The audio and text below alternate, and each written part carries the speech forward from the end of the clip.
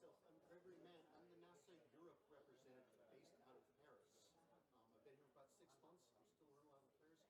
I'd love to get a contact in your office. I'm trying to understand more about the European Commission and its role. I work, of course, closely with the European Space Agency, but I'm trying to understand the nexus and the linkages with the European Commission, its roles here. I'd love to have a contact with someone in your office, and it's okay. Yeah, so I'm based out of Paris. I work at the U.S. Embassy there.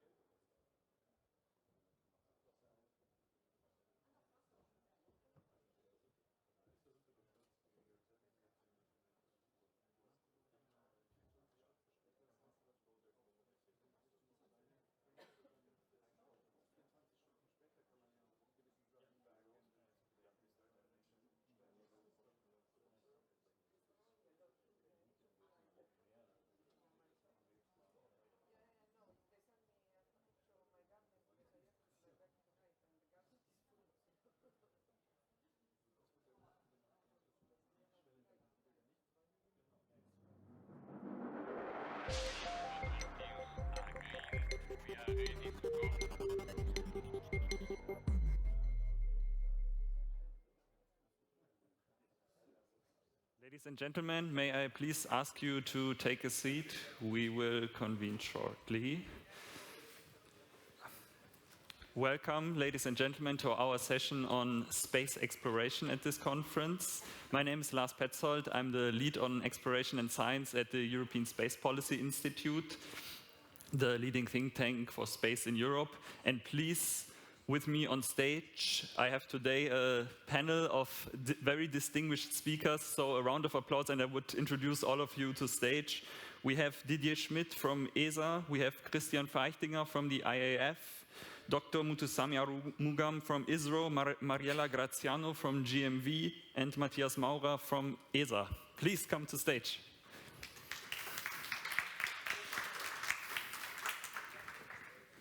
Please take your seat according to the structure here. Great. Just a quick word of introduction from myself. So my colleague Matthias was moderating this panel in the last years. And actually last year he asked the panelists, what does it need for exploration to be back on the gold stage? I'm sorry, we maybe still need another year, but we will try our best. But this also points maybe to a larger phenomenon. Are we maybe underestimating the value that space exploration brings? Do we treat exploration as something that's just nice to have? We saw, for example, in the recent ministerial council that the exploration directorate in ESA, they got almost 1 billion less in funding than they requested. At the same time, we see traditional partnerships that we had in exploration. We see an increased uncertainty in those. And with Europe, Europe has a need to step up. So today I will discuss narratives for exploration with my panelists. We have strategic, inspirational, industrial ones. We will first focus more specifically on Europe and then also broaden the scope a bit to the international scene. So let me start with you. So today I want to start a bit with a quick tour de table. And my question to all of you is, what is in your viewpoint the unique selling point of space exploration? I think sometimes in Europe, and especially, we have a bit of a hard time pinpointing this. And imagine now you are in an elevator with a politician. It's not a very tall building, but you have 1 minute to convince him to invest in space exploration. You can only name one aspect that why he or she should do this. So I would ask you to keep it short. Maybe we start all the way at the end of the table, Mariella, with you. So your pitch, please. Okay, my pitch is, I mean, if we think that back in 1969, 650 million euro watched a man landing on the moon, I think it's clear why we shall go there. I mean, from my viewpoint, all what we do shall be human-oriented. So the inspiration there is, it's evident. For me, the moon is not only a target as space in general. Its culture, its strategy, its vision, its moral leadership, and considering what we are living is very needed also for talent. So also this inspirational aspect you would put up front? It's a little bit more than inspiration. Matthias, his inspiration is giving a common goal to the humanity. I think space in general and space exploration more is the perfect arena where to train sane international collaboration. Great. Please, Dr. Arumugam. Should work here. Good afternoon. I'm really thankful to the organizers for having given me an opportunity to speak before you. As far as space exploration is concerned, in my village or in our village, we used to feed the food to the kids by showing the moon as well as the stars. So you can imagine that sort of inspiration is being created at the childhood itself. Then you can think about the youngsters or old people like us. So definitely space has got a lot of things to do.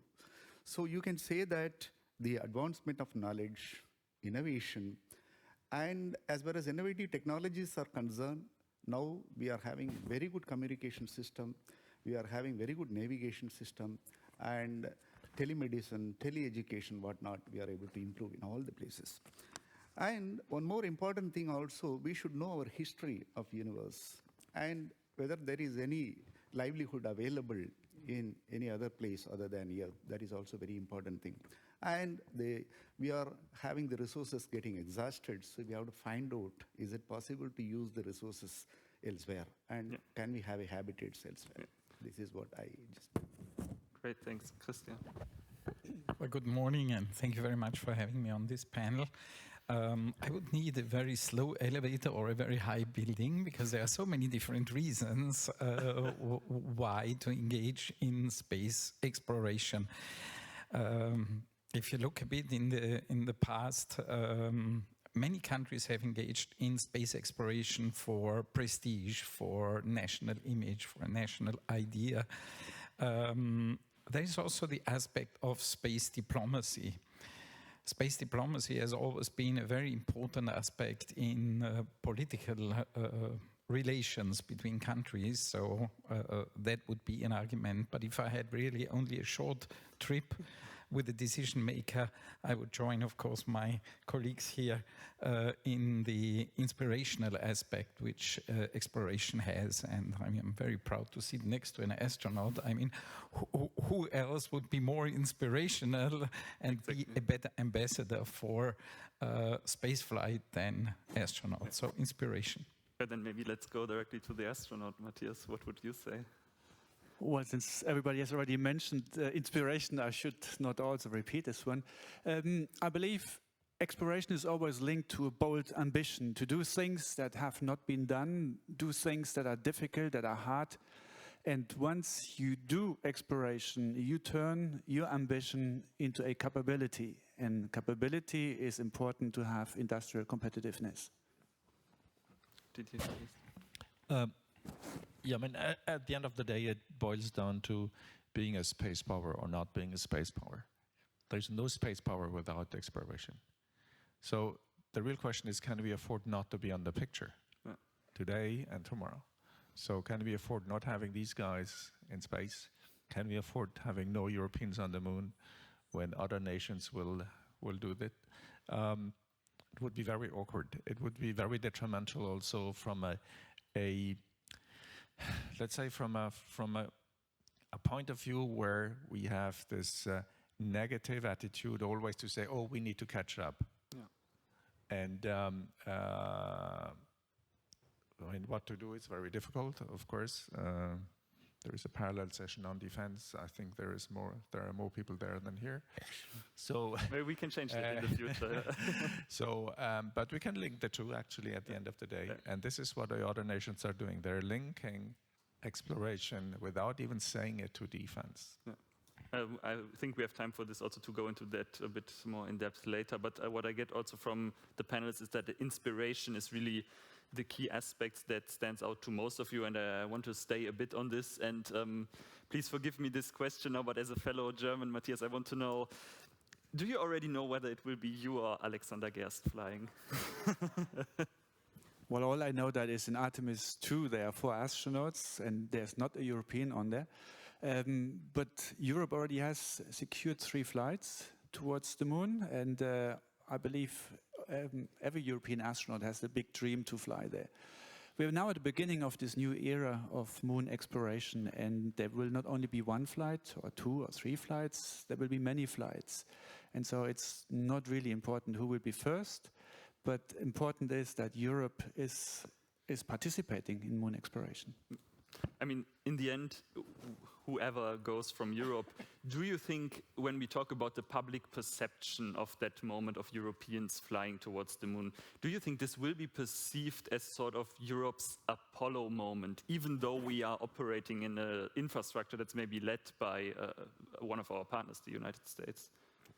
I'm pretty sure that it will be highly inspiring for the European youth, because so far, when I grew up, I thought like, okay, the astronauts are like American heroes, and real exploration and all the big adventures, that's not done in Europe. But now we are about to change this. We want to show to the next generation, future is made in Europe. Great. I mean, we're all looking forward to this, I think. Mariella, I also want to bring you a bit in on this aspect. As we just heard now, I mean, if we listen to Matthias, we all want to fly to the moon immediately, I think. So exploration has this great role of attracting talent maybe to the space sector, more so than maybe other segments of the space sector even. Do you think in Europe we leverage this enough? So maybe when we don't have an astronaut sitting around, sometimes I have the feeling when we talk about exploration we are a bit too dry and factual when we talk about this and not visionary enough. And how do you also see the role of industry in that? On this topic, I have a slightly different opinion because, as I told you, as mother of 2 natural sons and 200 by by work, and I'm not always in favor of putting so complex models like Astronaut, which is nice. But in reality, if we have a more, let's say, detailed analysis, an astronaut can fly only because there is a big, huge pyramid of people working. Because we can, not everybody can be an astronaut for many reasons. And we don't need only astronauts, which is fine. Nothing, I mean, I would be more than glad to fly. Especially on the moon, I would really sign. And if I don't have to come back, I don't. But the question here is we need to inspire people in a realistic manner because space is so complex that we need many different people, many different, coming from not only science, but from many areas. And I don't think we are, we are living in a reality where is the performances and the real time, but I think it's time to show the reality, and the reality is that there are many people around there. We need many people, because otherwise, if we only give the impression that we need only astronauts, it's fine, but it's not real, and it's not sufficient. No, we have now a big challenge in front of us, and we need lots of people, and so we need to inspire, not frustrate them, because if we don't put the right model, it's more frustration than others. I mean, and I don't think we need this, and I mean, it's a forced model. So I think that we all, we are living in an endogamic system. I'm almost 30 years working in space. Now there are many more people, lots of experts coming out. But the reality is that I don't think we are putting on the table all the beauty of what we are doing. Because one of the things that I like most is, when you fly a mission, I've been an engineer working in mission analysis. Now I'm working more on strategy. But when you fly a mission, after 10 years, the big act that you do with all the guys around you is really the results of a life, life together, failure together, many things together. I think maybe Matthias, that is really on the top. You may say more on this, no? So I really need, because we think that everybody knows about what we do, but it's not true. People does not know that astronaut Apollo have been flying till 1972. They think that there's been only one shot.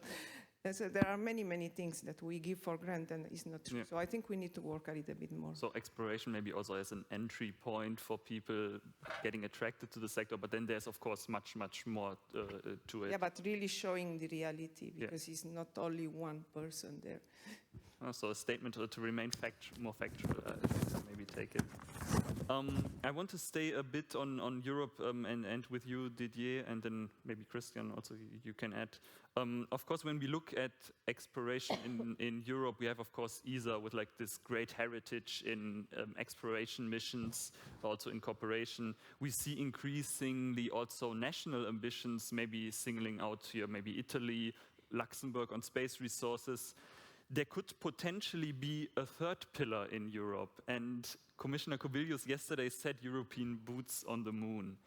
Do we need also supranational ambition in exploration, and how could this work together maybe with the existing ecosystem? Yeah. Well, it wouldn't be a nice to have. I think it would be a requirement in the future. Having these guys go up there anywhere is a political act in many countries, and it is absolutely seen as this.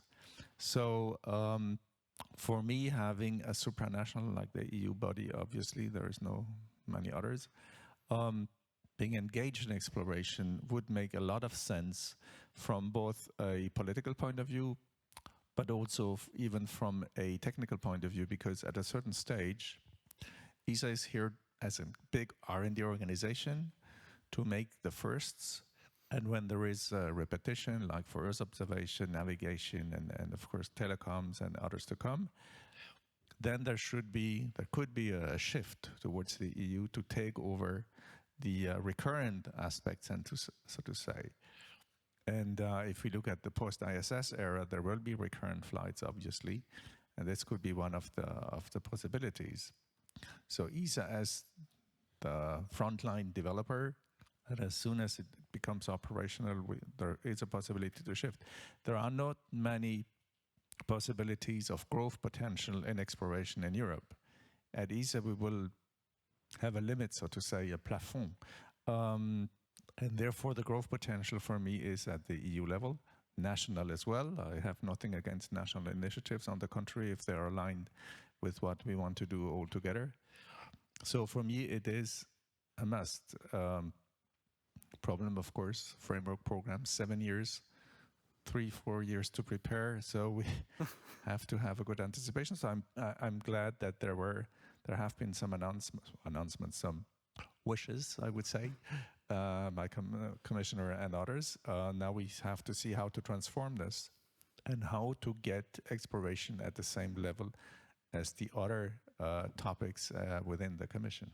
Yeah, thanks. I mean, thanks a lot also for this statement. The good thing is maybe in this panel we don't have to figure out how to fit it in the framework program, but this is in discussions for the future. Maybe Christian, also if you want to add, do we need all actors active in exploration? Well, if we talk about exploration, I think we need to distinguish a bit between robotic and human exploration, because, I mean, we are talking about the astronauts' mission mainly, but don't forget about the robotics exploration. In robotics exploration, I think European Space Agency has an outstanding track record of successes of missions that are internationally recognized, and that will hopefully, together with national missions, continue in this sense.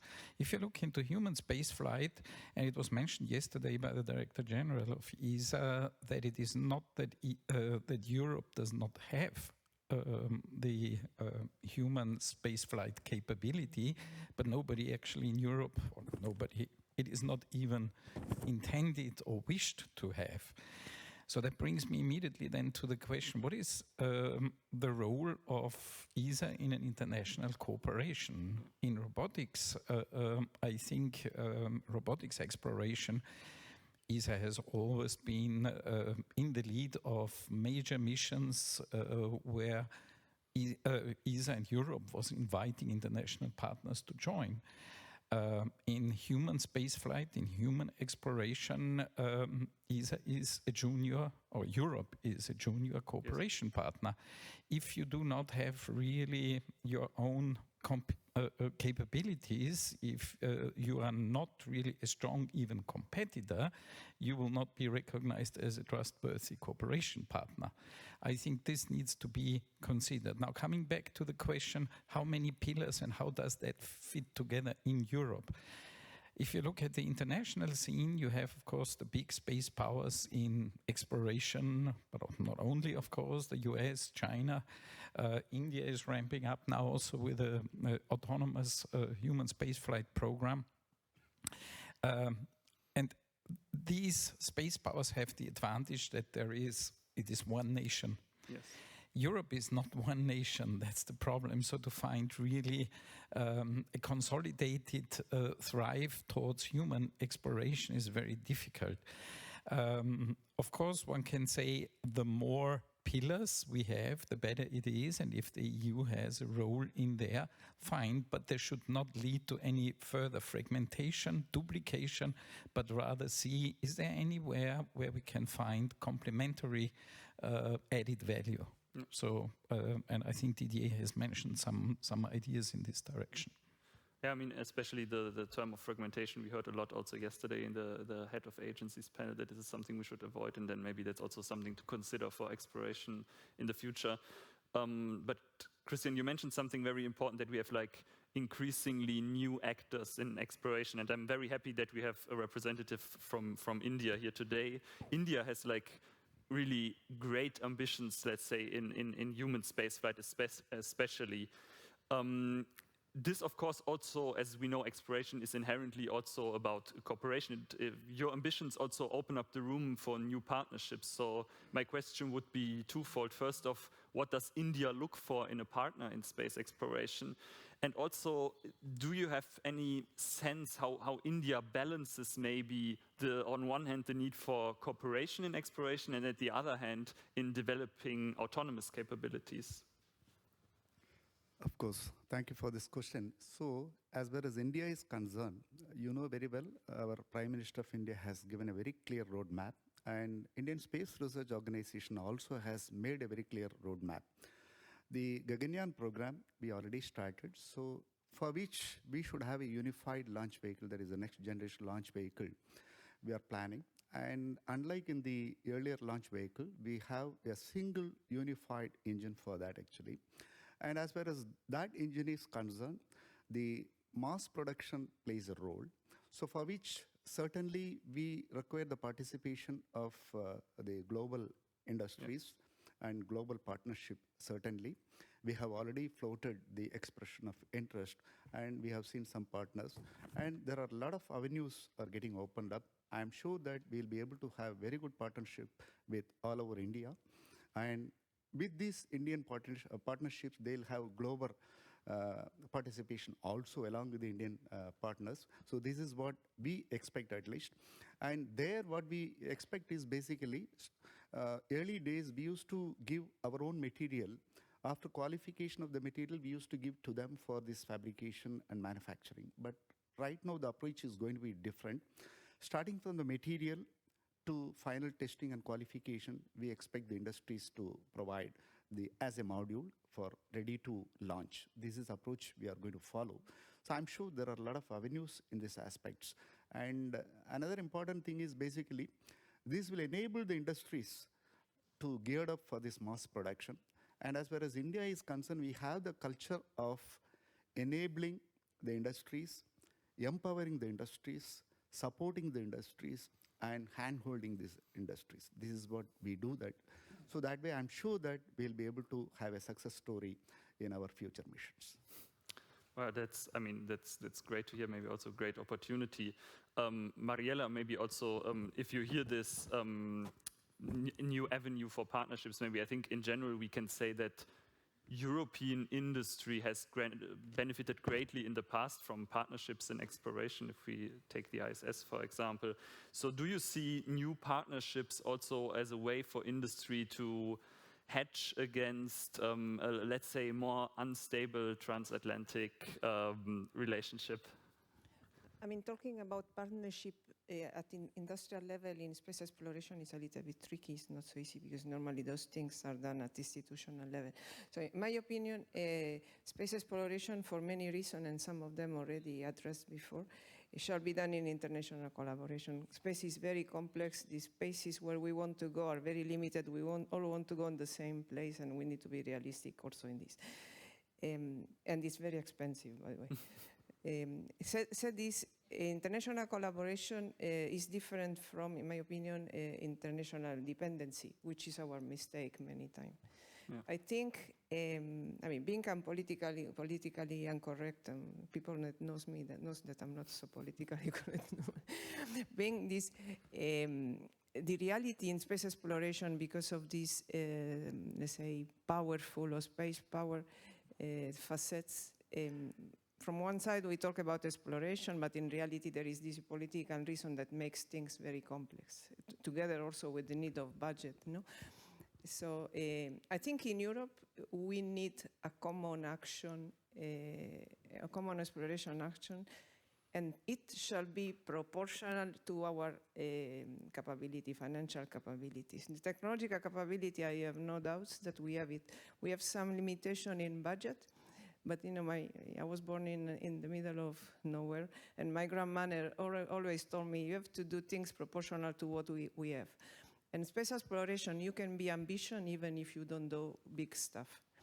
Now, the problem is when, let's say, the member states do not wish, they never want to be the space power. Because the reality, if you land first, then you are the space power, not the other one. So, in my opinion, maybe there is a need of doing something at European level. Also, maybe to give this flavor of that we are a unique, we took a unique decision on the way we want to live. And this shall be institutional. I think that is has to be the, let's say, at least the technical driver, but at industrial level is complex. Something also very important to me is to avoid these international dependencies, to have a clear mapping of critical technology that are needed within the continent. That can be also a national level, doesn't matter, it's not the problem, no? But you know, I made a master thesis in 1996 in ESA on a moon mission, landing moon mission, and I was missing power, I was missing a propulsion system. I have still the same problem. I mean, we are a little bit better, but why? I mean, it's complex, why? But so really we need to have certain capability to be seen as a reliable strategic partner within the international arena. It's very important. It's the key. And then doing stuff proportional to our capability. And then we can go bigger and bigger. Yeah, I think it's a especially good point, distinguishing between cooperation and dependency. It's also, like you said, something maybe sometimes we miss a bit. Christian, I want to go with you a bit if we talked a bit about international partnerships now. From a broader perspective, because a lot of times we now see that when we talk about exploration, we have like a rhetoric very much to a new space race. At the same time, we see that also these actors don't go alone, they go in partnerships. We see new actors arising, as we just discussed. We see maybe new partnerships forming. So from a broader perspective, do you think in exploration we're actually in an era of cooperation or competition?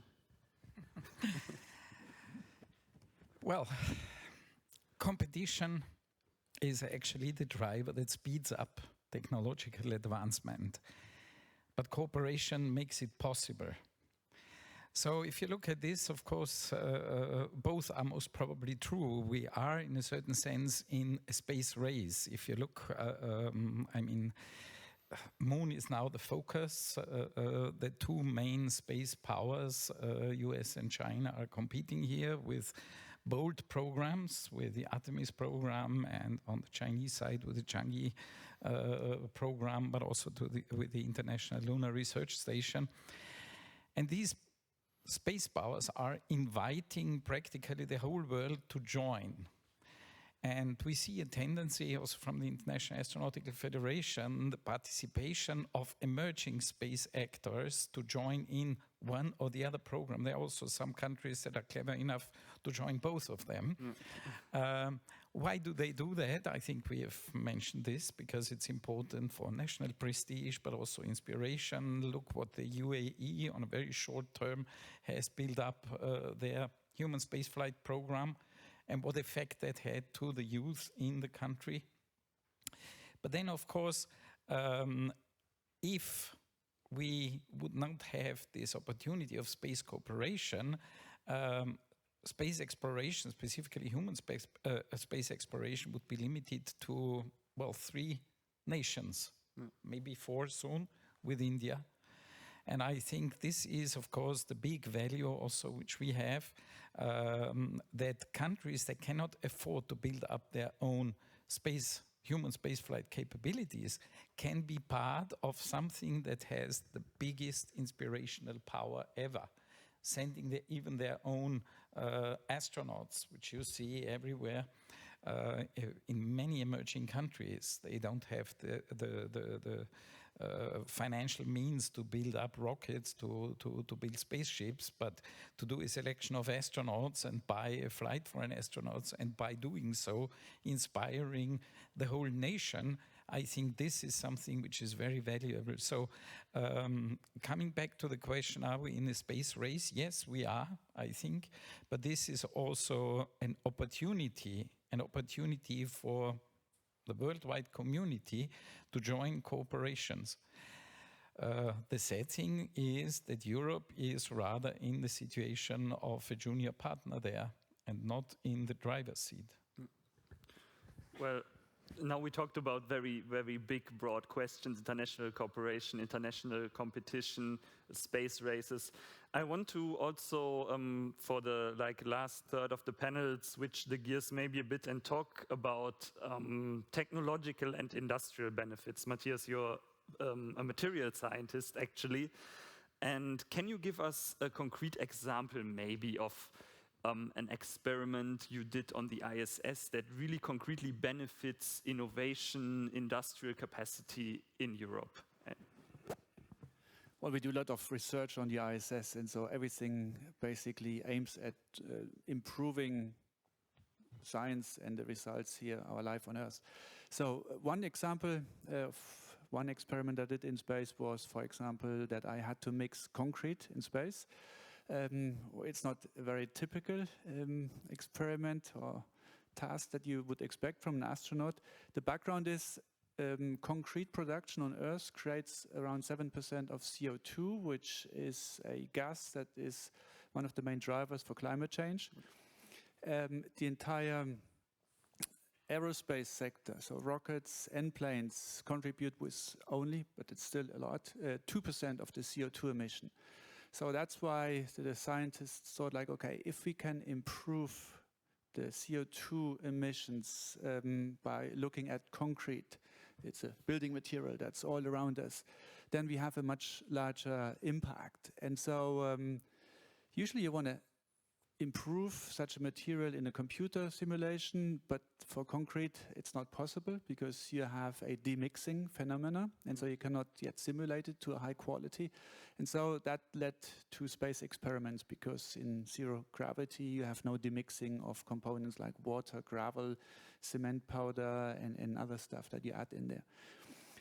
And we had also this lucky incident that the mixed concrete in space was unexpectedly 20% more resistant. Oh, great. At the higher strength. And so now the scientists are trying to figure out where this came from.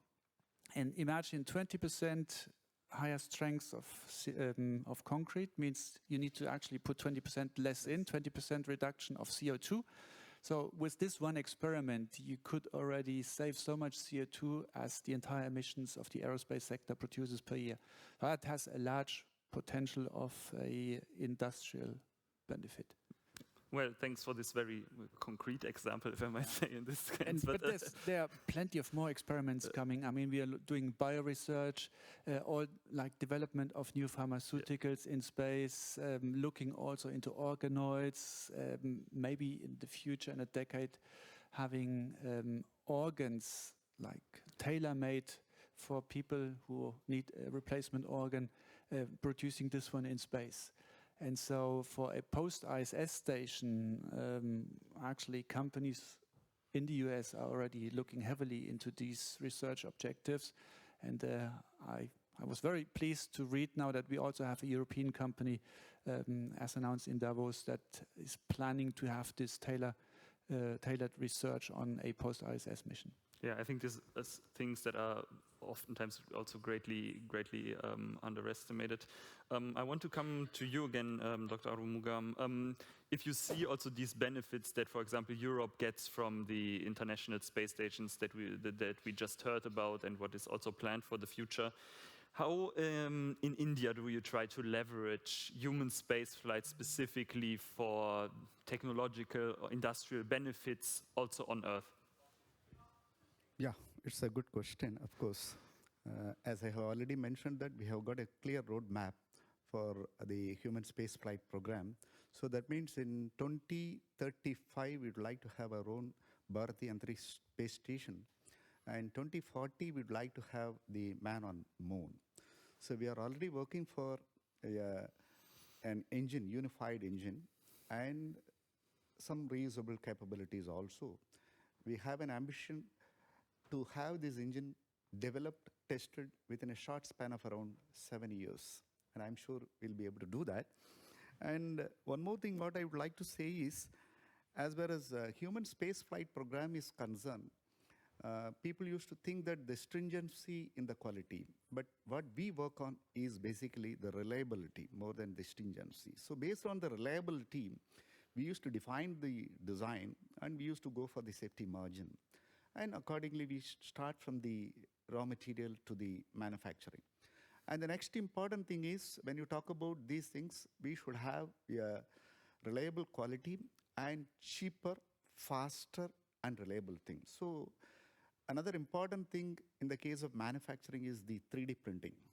In fact, I understand that in ISS also, they had a 3D printing during October 2024, if I am not wrong. Then, if you talk about the technologies, we should have a, as you know that human space flight means we give importance for human. Yeah.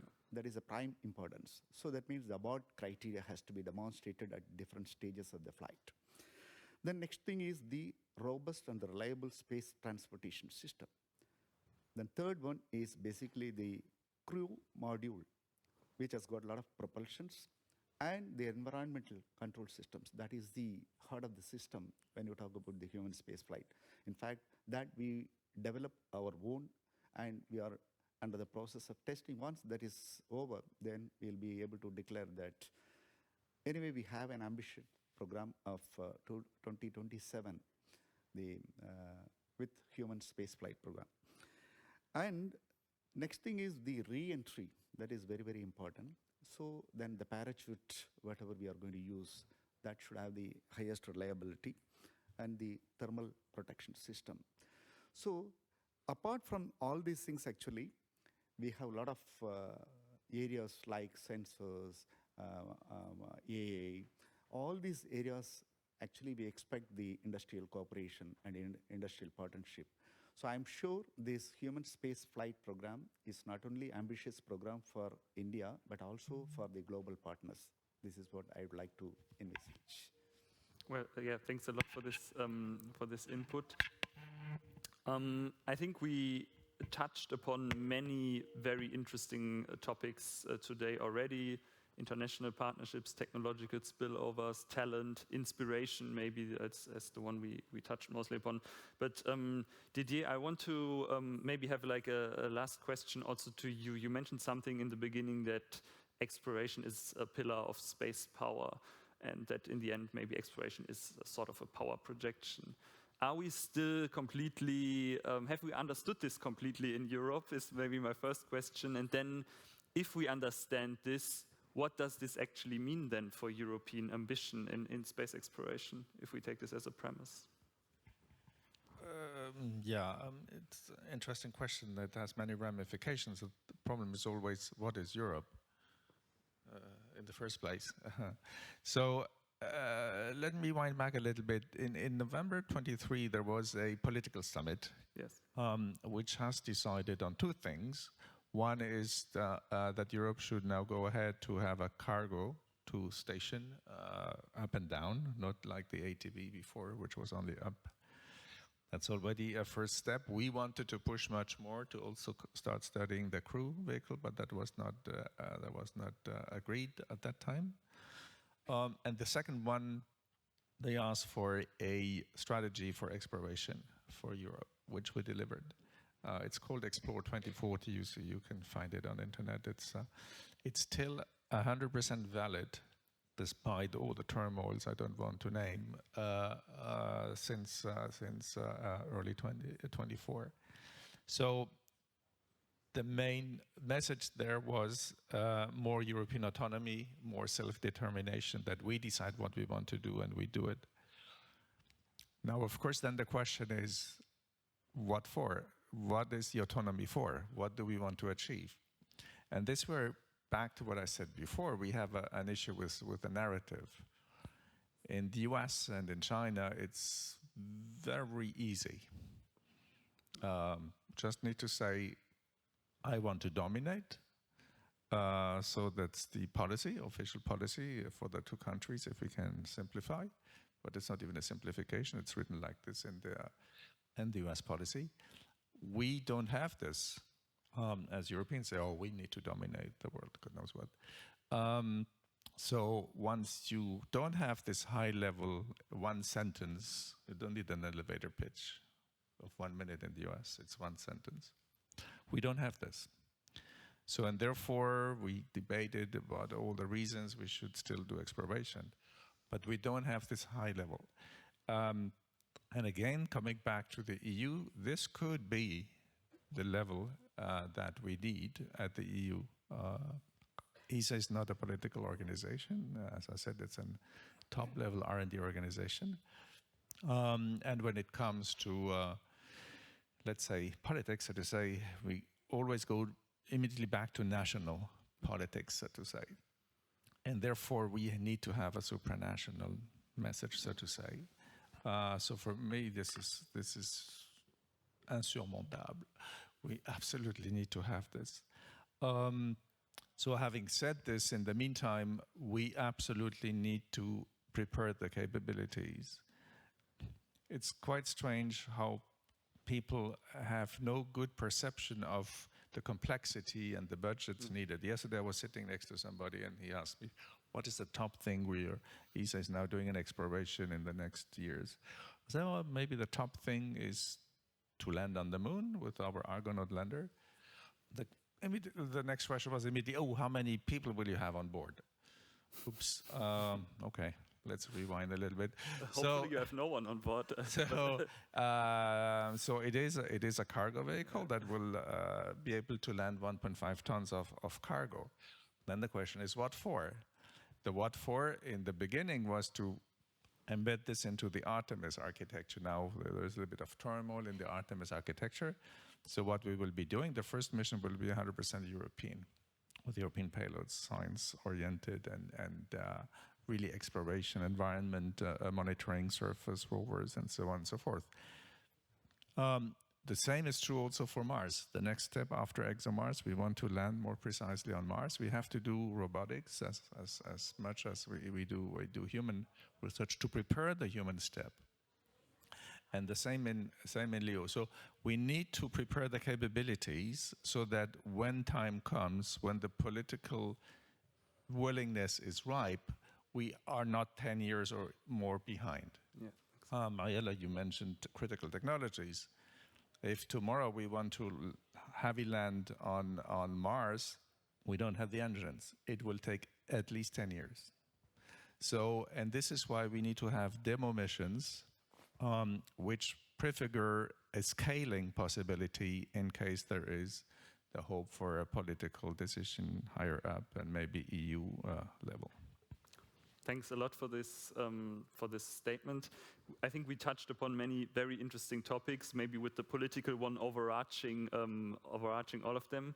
I want to thank all my panelists for this very, very insightful discussion today. And with this, maybe I would introduce another round of applause, and then maybe we can just take a quick picture in the front, and thanks a lot.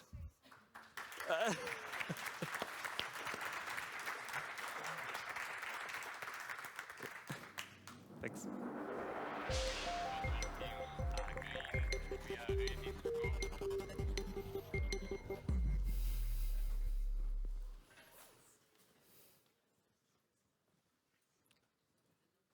Thanks. Maybe someone from the organization, from the photographs.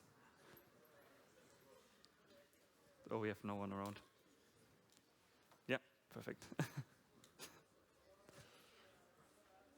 Thanks a lot. Thanks to all of you. Thanks.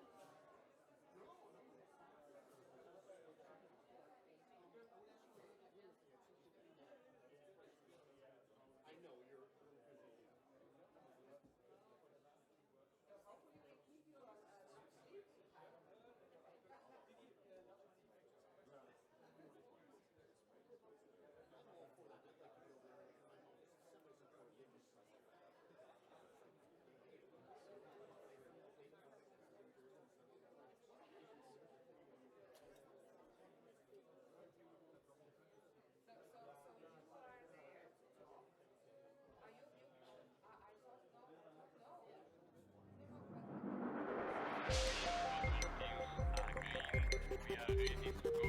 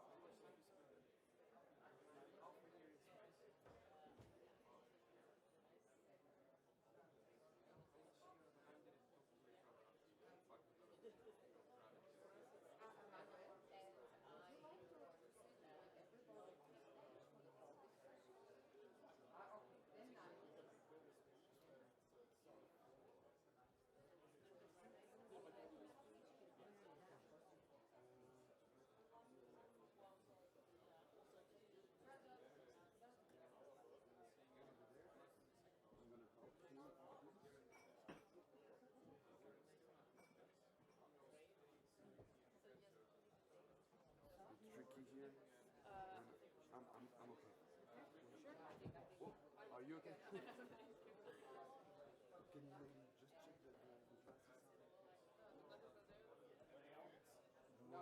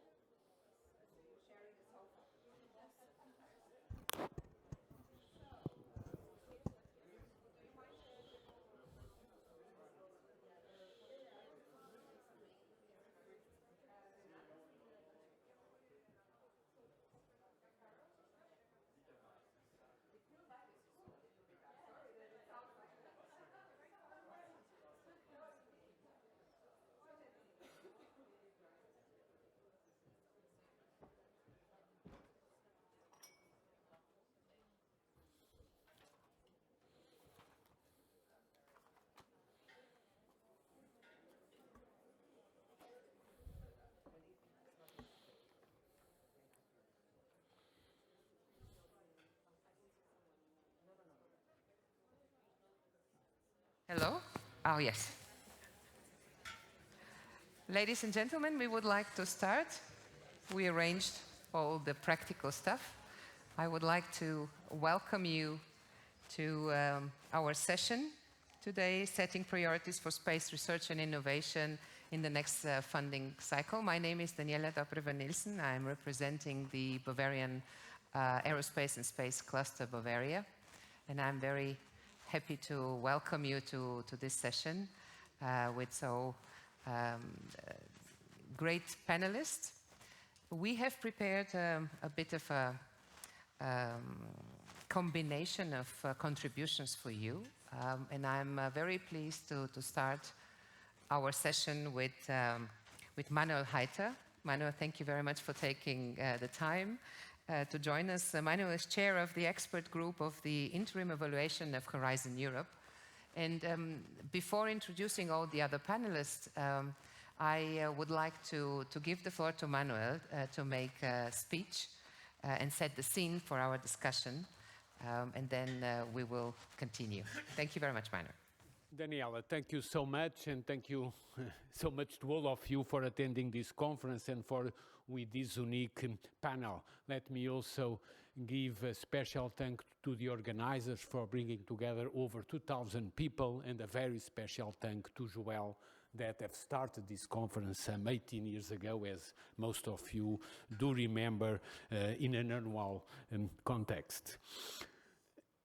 I will try to focus on the emerging discussion throughout Europe, particularly for planning the next financial framework program 2028 to 35, but essentially trying to call your attention that Europe is facing a pivotal moment, something which I will call a Schumann moment, because we need more than ever before to emphasize creative efforts proportional to the dangers we are also facing. And research and innovation at large, but in particular space research and innovation, it seems that they have the ability to bring together European efforts. And this is becoming critical, as we have seen throughout this conference, because we know that over the last 3 years, particularly since the Russian invasion in Ukraine, but more and more in association with the increasing uncertainties with the new US administration, that the high-level political debate is giving a strong priority to defense, which is critical for our common security, but this has a danger of renationalizing Europe. And again, it's through a common approach to research and innovation that we can really bring together efforts. And certainly, particularly facing this unique panel that you will face, we need to understand that space is a large, complex system from outer space to the lower orbit. And when we speak essentially on space defense, to me, we are speaking only on the low orbit issues, but there are many other issues, and we are very pleased to have with us Carole Mundell, the director of this science program, a unique European endeavor, but also with Matthias, and I'm sure they will explore very much what that means to develop a critical capacity in Europe through European science beyond the lower orbit. But essentially, I would like also to express, for opening up this discussion, that we are facing again unique uncertainties, and the idea of turning this confused uncertainty into clear strategies can only benefit a lot from space research and innovation, either in terms of the accelerated rate of technical change, particularly in association with the rise of Chinese science, that we need to engage more and more day after day. But certainly the increased fragmentation of multilateralism, and certainly the increasing polarization, the political and social polarization of our societies, as well as with new emerging societal challenges from mental health to economic inequalities. We need to understand how far can we better face the need for a portfolio of different incentives, certainly in the research area, but very particularly in space research and innovation. That is what our report, produced about 1 year ago for the European Commission, clearly appeals for the need to align national and regional efforts to act on our institutional context and to accelerate the research and innovation, particularly looking for the sustainable development of future generations. And actually, yesterday, in a different audience, but in the same context, next door in the European Parliament, in the ISRO committee, we were essentially discussing these new times do require more than ever the role of expertise. And this is becoming a key issue in the overall management of European programs, but in particular of research and innovation programs, because we have seen over the last decades, particularly the abandon of many program managers, and essentially the control and the increasing bureaucratization of the systems to govern research and innovation. And therefore, the European Parliament is very aware, and one of our calls for the next financial framework programs is essentially to take care of the critical role of expertise, particularly in this area of space research and innovation, to properly govern the research system in the years to come. With particularly say, the broad area of research innovation, our message has been essentially for the need to strengthen a portfolio of incentives, what we call the 4 spheres of action, from competitive excellence to research towards industrial competitiveness, research towards societal challenge and the building up of the European research innovation systems, but also more and more to engage youngsters, and this again has become a strong political issue, and space research and innovation is particularly active on that. Also, space is absolutely critical for our third message, which is the one that we all throughout Europe did more and more to take risks and to consider failures as a step to success. And we know that we, in space and in space research and innovation, we are obliged to really take risks very serious. And therefore, our appeal was essentially for what we'll call a whole-of-government approach, aligning towards a transformative research agenda for higher added value products and systems, where, again, space research and innovation plays a critical role. And in this specific area, we certainly know from Europe and from elsewhere in the world that the ultimate goal will be always to foster a strategic industrial enablers and space manufacturing competitiveness to really help transforming a, say, traditional low-volume, high-cost industrial supply chain to a serial industrialization of high-volume, low-cost. And this can only be done through more and more creative ideas, through research and innovation. And one that we clearly know more than ever, that it will depend on the practice of the single markets, with certainly capital markets and the so-called union of savings to allow increasing the overall investments.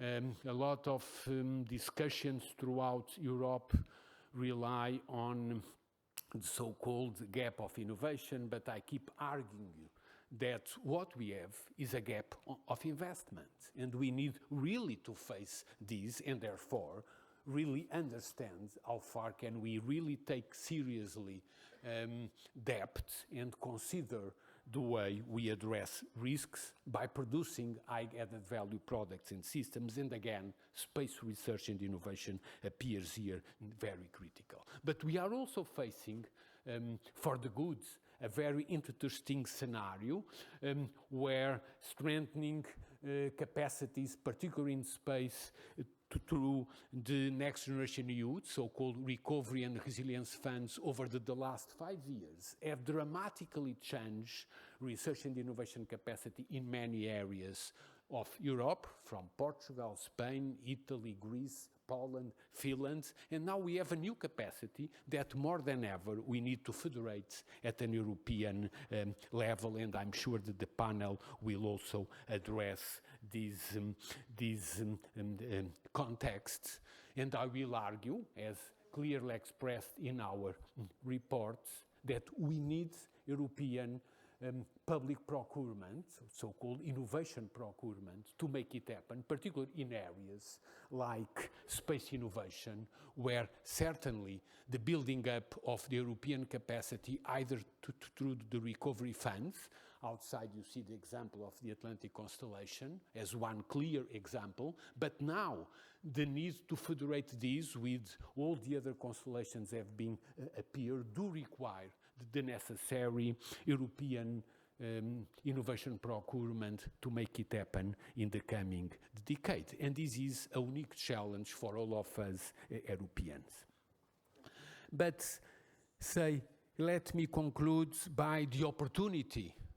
And we are also here looking at the future when we speak about research and innovation. And I'd like to bring in a very telegraphic way, say 4+1 or 5 key opportunities. One is certainly speaking on the outer space, and I leave that again to Carole, Mundell and Matthias, because we need to remember that we have just commemorated 5th anniversary of the European Space Agency, which was born with a strong science program, and this kept its science program as the DNA of European research, going from the initiatives launched in 2021 to approach the icy moons, to what today has been considered the post-comic vision, or the lunar exploration together with planetary defense,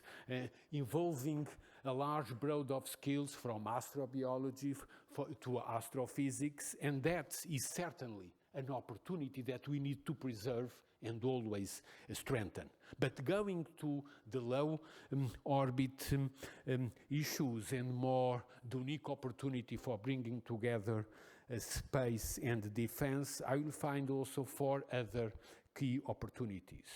Actually, the very first one is the opportunity, a complex and challenge, to build the European Space Force as the real first European military force by bringing together the national space commands with SATSEN. Actually, early this morning I was in the other room, and the Chief of Staff of the Italian Air Force spoke about we need a pragmatic collaboration.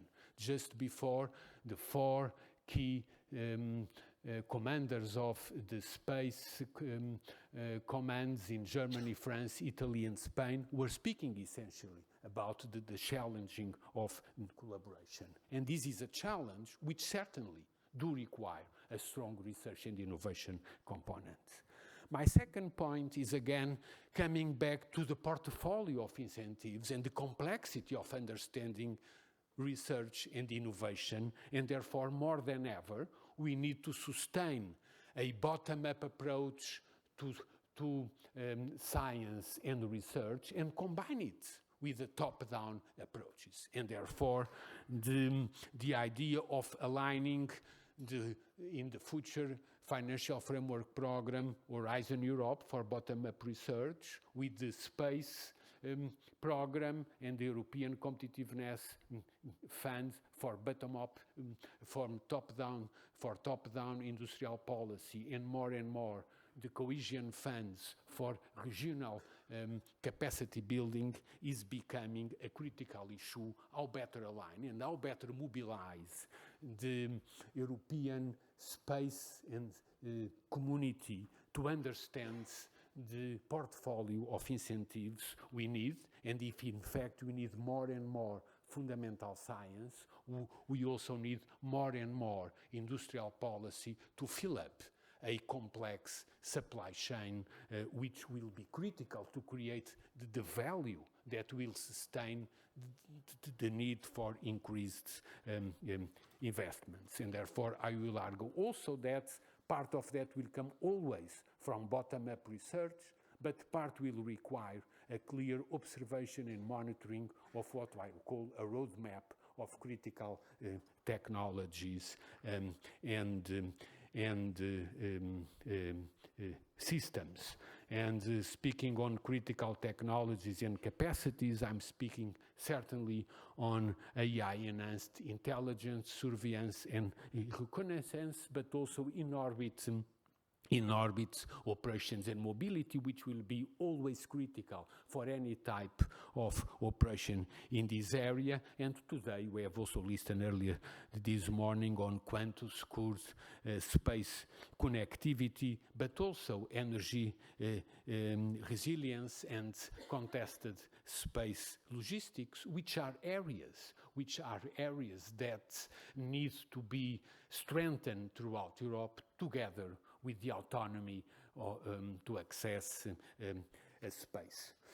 To conclude, my last comment on the low orbit issues is the need rapidly to use the so-called European Space Act to strengthen the European Space Agency capacity throughout Europe and essentially open new markets for Earth observation, which do require the necessary technology enforcing through adequate legislation issues.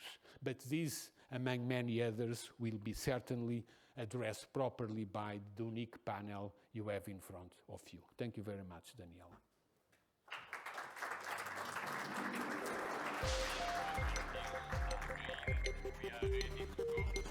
Thank you very much. We don't need the music, but it's always nice to have a bit of wake-up environment. Thank you very much, Manuel. It's a really pleasure to have you here, and I think you provided quite a lot of food for thought and also the backbone of our discussion. So thank you very much to the panel for your patience to stay here in the sun, in the warm environment. And I'm very pleased to be able to introduce you to the audience. Zuzana Mazanova is the head of Unit Space Single Market and DEFIS in the Commission. Welcome, Zuzana. Maybe we can wake up a little bit with a bit of applause, please. Before I come to Eleni Patouni from the Project Officer for Space Research and Technology from the European Defence Agency, please applause. For those of you who have been yesterday also in the Silver Room, you maybe noticed that there were so many panels with a very male dominance. I'm very proud that we are 4 ladies on stage currently, so please pay attention to that. And of course, another special attribute to our panel, we have is astronauts on stage. Matthias Maurer is with us. Thank you very much, Matthias, for taking the time. Renato Krpoun is the head of Swiss Space Office with us today and currently chairing the ESA Council. And Carole was already mentioned. Carole Mundell, the Director of Science of ESA. Very nice to have you with us, Carole. And the two gentlemen, first is Alessio Bonucci, is the Associate Director of Boston Consulting Group. And last but not least, Michal Brichta from the Slovak Space Office. So thank you very much for participating in the introduction. Before we start, I just wanted to say we have been discussing actively with the panelists to prepare engaging content for you today. And we realized that the biggest challenge today is not the lack of knowledge, interest, and insights, but our available time. So in that sense, I apologize in advance that I have to be a bit tough on you, but you were already prepared, and I start with Zuzana. Zuzana, as we heard from Manuel, Manuel was talking about aligning, acting, and accelerating, also in the research and innovation phase. And we discussed in our discussion ahead of the panel the technical sovereignty becoming critically important. What is the position of the Commission, and how do you align your work working on the future of Horizon and also FP10? Thank you very much. So clearly the priority for the European Commission is clearly to support the competitiveness of European companies in the future, and that is also through research and innovation. For this, the European Commission has proposed the European Competitiveness Fund, which will invest into strategic technologies, and in addition to that, we still continue with the Horizon Europe FP10 that will continue to work and support for innovation. And what is the novelty is that clearly the intention of the Commission here was to propose a frame in which we support through the ECF and Horizon Europe the whole investment journey from the project's conception until scale-up and deployment. So this is the approach that we had, and this was the proposal of the Commission that was presented in July earlier this year. Now, when it comes to space, there I can identify three big priorities. Number one, it's technological sovereignty. So there, you have heard it yesterday at the speeches of the Commissioner Kubilius, also this morning at the speech of the Vice President Virkkunen. Technological sovereignty, it's not something that we just want because it's nice. It is something that we must do because we don't have a choice. So this is very important to underline. When it comes to space, we need to build our own competitive, autonomous, and innovative space ecosystem, because without that, without the companies that are in Europe that are able to do that, we are unable to have our own technologies developed in Europe, done for the European projects. So this is number one. Here, concretely, we are talking about the projects that will have a strong focus on demonstration, industrial scale-up, on deployment. So these are the mid and higher TRL type of projects that we would like to support. Concretely for critical technologies, we want to, as I said, support the critical technologies, be sure that we have the technologies developed in Europe with the very strong and potential supply chain in the European Union that is able to deliver these technologies. Second one, we also want to make clear priority in space operations and services. We want to support a pilot project that we are currently already developing on the Horizon as a seed to future in space operations and services. This is our way to be able to act in space. Of course, this has also a dual dimension, not only for space, but also for the defense. This is the same, of course, for all the critical technologies as well. And finally, we need to make a breakthrough in quantum sensing. This is a Pathfinder mission that we hope that will be supported and we can do. When it comes to the second priority, there we, of course, need to support also lower TRL and mid-TRL activities in innovation and collaborative research. So here, number one example is, of course, we need to continue supporting the development of our space flagship programs. So we need to have next generation Galileo, Copernicus, IRIS². This is clearly a priority. At the same time, we cannot forget about the data that we are producing with all these systems. So we need to support the valorization and use of the space data. And finally, space science. This is a classical topic. We need to support our researchers. And then priority number three, which is not a priority in terms of topics, but in terms of approach.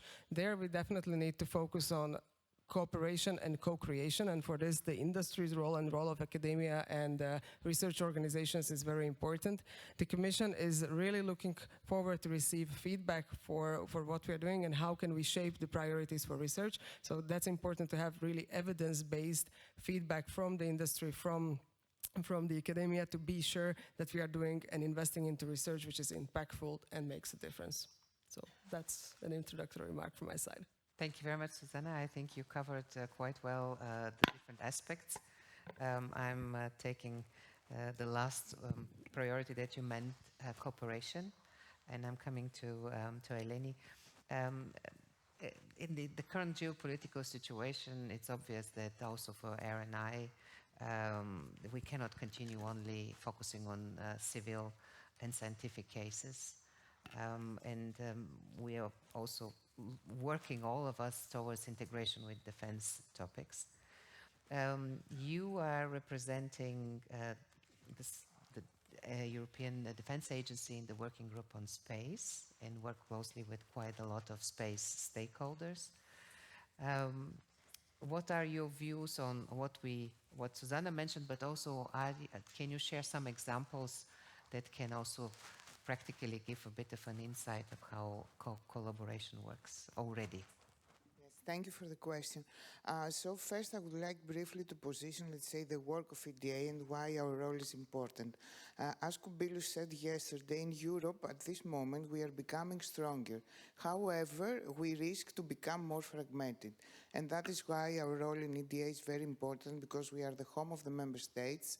And when it comes to space, we have different pillars related to capability development in our CAP directorate, where we deliver consolidated user needs and military requirements. When it comes to research, we have the different EDA capability technology working groups, including the one of space. And finally, we have our industry engagement directorate. This is very important. As Zuzana mentioned before, the role of industry is vital, and we need to have their feedback. Some more details regarding our work. This EDA Capability Technology Working Group on Space, which I am moderating, is the biggest defense R&D community for space in Europe. We have at the moment 23 member states and more than 650 participants from industry, SMEs, RTOs and universities. And our work here is focused on consolidating the user needs and the feedback from industry in order to generate collaborative projects, collaborative R&D projects that will fulfill the technology needs of the military. So far, we have put in place 4 collaborative projects. The first one is related to the use of AI for SSA. The second one is called HiSpec. This is a project working on Earth observation, on the analysis of different types of images, like optical, radar, and hyperspectral images. And I will provide some more details on our 2 new projects that are related to satellite design and deployment. So the first one is called LEO to VLEO. This is a very innovative project. It's a low-cost solution with a very fast timeline for implementation. And there we are working on the design, development, launch, and operation of a mini constellation of 3 satellites that are moving between LEO and VLEO orbit. We recently signed at the end of December another project that is called VLEO Defense. I forgot to say that the previous project is led by the Netherlands, and VLEO Defense is led by Spain. And this is the first EU military satellite, at least in Europe. And we are working on designing and delivering this satellite, and we will also have a small IOD of the propulsion system. Now, as regards your question regarding integration of technologies, this is it is a vital challenge that we have to solve. We have achieved already a lot, but there are still many milestones. We have already managed to work on technology that will support the main space services and capabilities of the nations. But in order to resolve, let's say, this issue, we need to work closely together with all institutes. That is why collaboration with ESA and European Commission is vital. So One example is the JTF, the Joint Task Force on Critical Technologies, where we are working together with Commission and DISA to identify the critical components in the way ahead. We are recently started working together with European Commission on the EU Quantum Action Plan that also has a space component. As regards CISA, we have an administrative arrangement in place that allows us to cooperate on different topics, and we are also working now on an implementing arrangement. So if we succeed with that, there will be soon an announcement on a new topic and a new project that the two agencies will work together. Thank you very much, Eleni. I realize that you provided so much information, and I guess the audience will be interested. So I assume you will be very popular after the session among the audience, that people will want to hear more. Thank you very much. Now we come to Matthias. Matthias, thank you very much for staying on stage for our panel. And our context of this panel is a bit different than the previous one. Let us start our interaction with, of course, I mean, we start from human spaceflight as a starting point. How can Europe stay relevant in the context of human spaceflight, given what is planned for the ISS and going forward? Well, it's a good question. How do we stay relevant? It's like I often compare human spaceflight cooperation with a picnic. And if you only come and show up at a picnic and you never bring anything meaningful, you will not be invited forever. So, and in this context, if we want to stay relevant in human spaceflight, we need to innovate. We need to have assets that are wanted also by our partners to make us highly attractive partners. And so this technical sovereignty, what Zuzana mentioned before, this is super important for us as well. And exploration is something that you can, or human spaceflight is something that you cannot do just a bit. So you cannot just say, like, yeah, I do it a little bit, and because I cannot afford more. It's like when I was hired as an astronaut, in the selection board, there was an astronaut that said, like, being an astronaut doing human spaceflight is like a marriage. Either you're fully committed or you're not. And so, and I'm lacking this ambition, this commitment from the European side to actually to do exploration wholehearted. Yes, yes, interesting analog with the marriage. Yeah, we can talk about it afterwards. If you allow me just to continue this thought, we talk also about Europe being independent in the frame of the human space flight. But in the same time, we are so interdependent, and this collaboration is absolutely necessary for everything to continue in your world. What is your interpretation for independence in that sense? Well, you can be dependent on certain aspects if you have good partners that you can trust. And in a changing world that we see currently, where Europe in human spaceflight has always been a junior partner, junior partners now seem to be replaceable, and that's not good. It's not a good position to be in. So we need to find partners that we are on a level playing field, that are as strong as we are. We need to grow this, let me say, this partnership on maybe new partners that bring in interesting assets, and then we will be again very strong, and then we can also do stuff that only super major space powers can do at the moment. We see, for example, like China or India. I mean, many years ago, it's like Europe was way ahead of them in space, and but we kept on a low level, and they invested heavily, and they had this ambition, and they had this political will in their country to do it all. And that is what I'm lacking in Europe. We need to have this ambition and to turn this ambition into capabilities, as was also mentioned before in the defense sector. Yeah, but only one last comment on the partnership. You have some potential partners, I mean, wishful thinking partners well, if still you look, in mind, right? Yes, I mean, now we're teaming up also with India. They're growing space power, but I feel like as soon as they're as strong as China in space, we might again be a junior partner. So Japan is as strong as Europe in space. They have astronauts, but they have launchers, but they have not human-rated launchers. They have not their own capsules. So this would, for me, be the perfect partner to team up with because they're exactly on the same level as we are.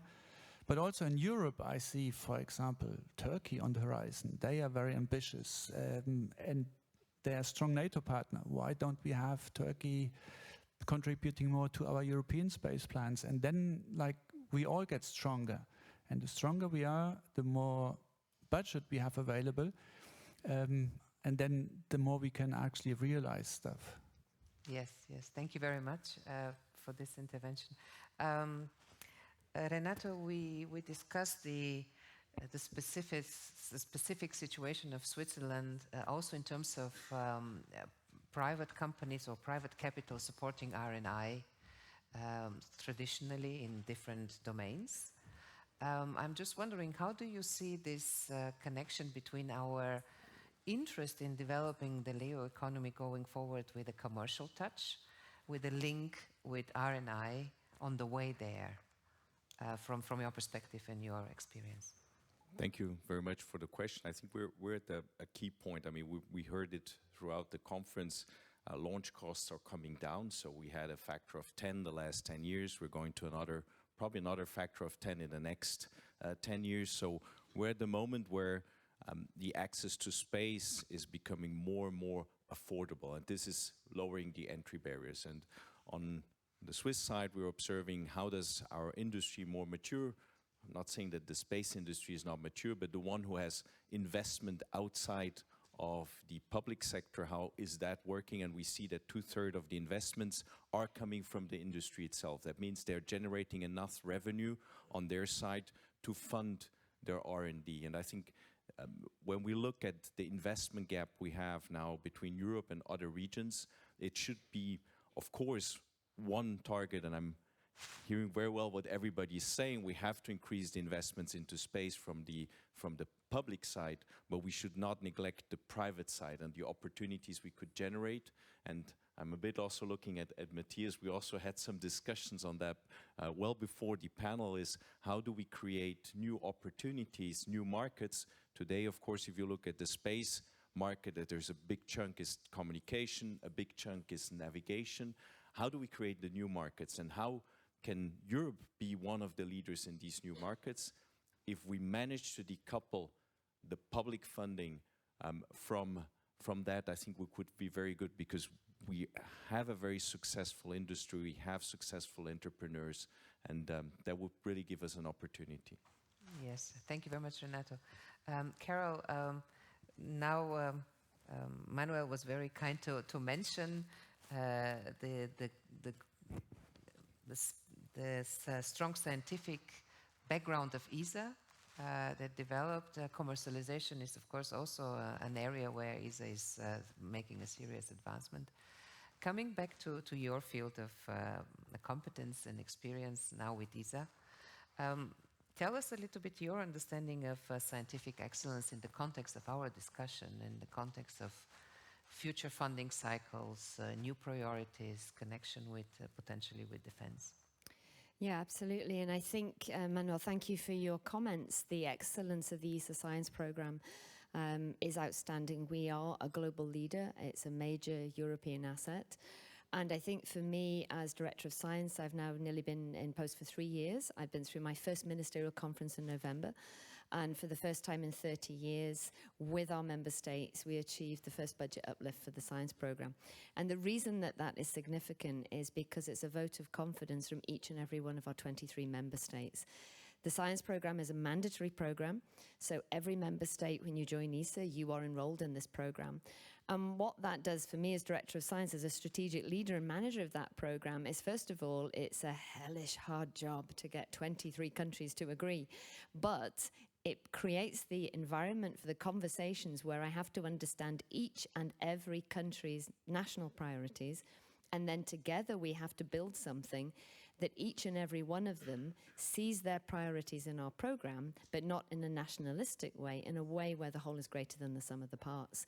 So it's wonderful when it all comes together. It's very, very powerful. So I think there's a lot on the defense side that Europe can learn from the program that I lead. Now, it's 50 years old. ESA was founded 50 years ago with the merger of the European Launch Organization with the European Space Research Organization. So we've had many lessons to learn over those 50 years, and I think sharing those lessons is the first step.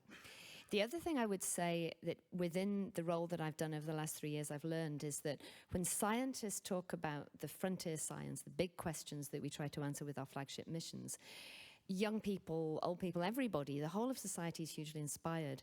But the bit that doesn't get articulated is how we enable that. So the science that we do in our science program is not scientists sitting in an office thinking clever ideas.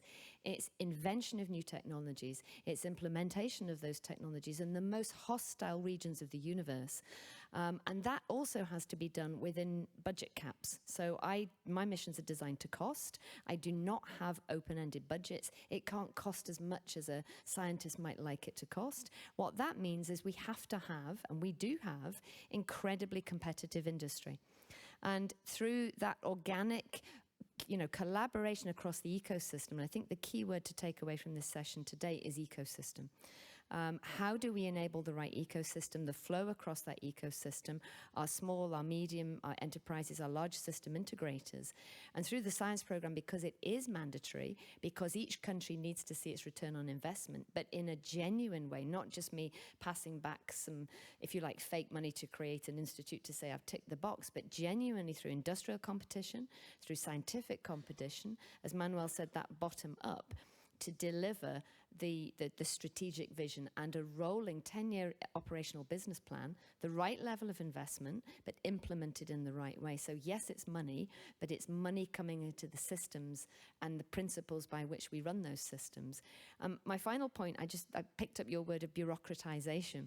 And I think this is also something that we should guard against in whatever domain we are in, that we enable our experts and our expertise to thrive, and then we gather, we align, and we create an environment. And I think looking at, Zuzana, the comments that you made from the Commission side is also hugely important, that we each do things that enable that ecosystem to be very rich without duplicating what we do and without clashing. And I've often been asked, should the next multi-annual financial framework, do space science? Well, as you said, Zuzana, you are enabling the world-leading research institutions and universities, and particularly the scientific leaders and researchers in those institutions, to drive and to win competitively European funding to do that. They are the people who then propose missions to ESA, who again then have to compete and ultimately exploit the data that come back. So I think building that ecosystem, recognizing the hidden value in that system, and making sure that using an analogy that, Matthias used at the picnic, think of a swing. You don't push against the swing, you try to find the resonance. And I think this panel together today, we're a very unique ecosystem on stage about finding a way to make that swing and amplify, picking up one of your A's, Manuel, not pushing against one another. And so finally, communication and understanding how we do what we do, so we enhance one another to fill the skills gap, to fill the investment gap, and get more for every euro, I think is the key. Thank you. Thank you very much, Carole. I think it's a very, also thank you very much for combining the elements. We will make in the second round a bit more connection. The two young gentlemen who are left to introduce themselves are coming from an area that is connecting new emerging ecosystems, mostly with like more established nations, also in the R&I aspect. Allow me to start with Michal. Michal, you have, first of all, congratulations for you personally, but also for all your work on establishing Slovakia as a new emerging space country in a very unique way. I would consider, with my own words, a very commercial approach way. Please correct me if I'm wrong. But what I would like to discuss here is, what is your, how do you develop this approach going forward? How do you connect also the research and innovation elements in the context of connecting the ecosystem across Europe? What is your approach? First of all, thank you for the kind words. I appreciate it. I will tackle the question from two perspectives. One will be national, one will be European. So to start with the national one, how we form this approach. It has three key elements. So we understand that as a small country and a small innovation ecosystem, first of all, we need to be very efficient with the ecosystem formation itself. So we need to try harness all the potential that is available there, whether it's in the terrestrial high-tech sectors that are basically forming a base for space economy, like hypersize machinery, electronics, software development. So we try to spin in a lot in our space sector. We also harness a lot of the R&D potential, which in case of Slovakia, we are not really new in space. I mean, we had engineers working on scientific payloads in early 1970s. So we try to harness this R&D potential and transfer it also to the space economy. And this is also connected with the second point concerning smart niche identification. So if I should say it in Matthias' words, we are carefully thinking what to bring to the picnic, not to bring the same cake that's already there, but to try to figure out what's really missing in the common European landscape and what are the new areas where everybody is pretty much at starting line, and therefore our companies not only have higher chances of succeeding, but they also will be more welcome as somebody who is bringing new complementary technology. And third is active value chain involvement. So this is very, very important because we understand that as the relatively newcomers, we need to run the extra mile. We cannot expect that everybody will be waiting just for us and for our company. So we work very actively, not just with institutional partners, but also with the major European space companies to understand what their needs are and how we can complement with what's already there in their technological capabilities. And this brings me to the second part, to the European level, because this approach inspired a Europe-wide initiative that we are now for the past 3 years running with Eurospace, the major space industry association of Europe, which is based on a very simple yet powerful idea. We talk a lot about competitiveness, we talk a lot about how to create a larger market and bring more investment in space, yet we are missing one key ingredient, and we are overlooking one relatively easy to harness potential. That's with the emerging ecosystems of European space. Because there are two specific traits here. First, it's a large number of countries. We speak about half of the continent, basically. Second, they are very specific because in other parts of the world, when you speak about emerging space ecosystems, they are often being built in emerging markets. In Europe, it's different. In Europe, emerging space ecosystems are all within developed economies, which means you have strong STEM education already, you have strong high-tech markets already terrestrially, which can spin in, you have strong R&D base, as the case of Slovakia, the same for many other countries, dating back to, well, early second half of the past century. And this is a tremendous untapped potential which only misses one ingredient, and that's the transfer to commercial markets. And this can be done only through efficient value chain integration. Because we saw many attempts on this that are based on, let's increase the investment first and let's see what happens. Usually what happens is duplication and budget fragmentation. We say we need to first start with proper ecosystem integration, meaning we need to build bridges between the well-established industry and the emerging ecosystems and the new players, which will help those emerging ecosystems grow, which will subsequently create demand and growing demand for the local government investment, because as Carole pointed out, the governments, they are willing to invest in space when they also see the return and when they're sure that the local ecosystem, the national ecosystem can really utilize the money well. So this is what we are doing. This is why with Eurospace we created the European Space Ecosystem Integration Summit to tackle these challenges and to come with practical solutions and steps that we just a couple of minutes ago presented at Agora through our white paper. Yes, thank you very much for those of you who've missed the presentation. And last but not least, Alessio, I think we're continuing the same idea of connecting and building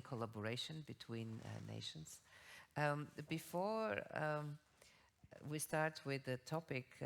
Do you mind introducing yourself a little bit in a way of your role for our topic today? I think it's not very self-explanatory why the company you represent is talking in this context. And of course, I immediately put my question. You worked on a study of the future of Portugal's space economy, and this is actually what we will be interested to hear a little bit of insight from that study and how it relates to our topics and the connection that also Michal mentioned. Thank you very much. Indeed, we talked about ecosystem, no? So the ecosystem is across a number of dimensions. Is it different type of actors, emerging versus established? Is it different type of stakeholders? Is it the value chain, the domains? But more specifically, we supported critical stakeholders in Portugal to really understand what could be the opportunities leading from the future of space economy and space industry for Portugal, from Portugal towards Europe and the global stage, which is very similar, if you want, to what many other countries are doing currently in the world. And I think this is also quite relevant in the current geopolitical moment that we're experiencing, because first of all, let's not forget we have critical capabilities that we need to cover all across the value chain. And I think there is space for everybody, at least in Europe, to really work on this and to cover some of the gaps that we actually do have, given, again, the complexity of it, given the breadth of the different domains, because going to Mars and Moon is unfortunately very different than building an IRS constellation for defense purposes, which is, again, different from building a SATCOM constellation. And the third and last element is the speed of the evolution that we're seeing. With the new domains, with the new application, the new capabilities, the more and more, both established, but even more so, the incoming countries are bringing to the table, there is a critical need for Europe to act as a whole, given anyhow the lack of size compared to other space giants. Of course, we know that there is a gap in terms of both public and private budget versus the US. Nonetheless, the capabilities, as we said, are there, but we need to make sure that those are properly developed and federated. That is really, I think, the key word is federation of those capabilities, because in some cases we have the luck to have established programs with ESA spearheading many of them. In some others, and I think defense as a key growing domain is going to be an example where, of course, there are going to be different approaches to how much we want to bring together, because it's an historical issue that Europe has faced also across other domains and not necessarily only in space. Still, space presents the opportunity to do so if we act in a coordinated way, to really making sure that we avoid the fragmentation, the duplications, and we use properly those budgets, translated into capabilities at scale with speed, because let's not forget, again, the rest of the world is running and is running fast. We think about satellites today, totally different than the way that we used to think about it 5 years ago. The number of satellites, and just for Starlink, the new constellations announced, again, even from China, it's really going so fast that if we do not act proactively, and it has to start from the research at the end of the day, no? For the innovation, for the new capabilities, in a consistent and collaborative way. I think one of the key examples that out of the study we identified is the Atlantic constellation, funded by the Next Generation EU. So a good example, again, of collaborating and bringing whole Europe together. That can be a cornerstone, and I think it also what Commissioner Kubilius yesterday referred to in terms of we need to make sure that those capabilities are well connected to each other. Otherwise, we risk having a number of constellations that might be redundant and might not necessarily be able to really cover the whole spectrum of those requirements, given, again, how fast those are evolving. And one last key point that I wanted to stress is really the evolution that we're seeing on a global, European, and even national scale for some of those domains. Making sure that Europe can collectively address those will actually make sure that our technological and capabilities sovereignty will be there for the future generation, and not only leveraging the current balance sheet, which is incredible and really relies on what our fathers have done over the last 50 years of European space history, but can really pave the way for the future applications. direct-to-device. Now we're starting to think about data centers in space. There can be another wave where, at the moment, nobody has an established track record because there are incredible technological challenges, as in many other space areas. No?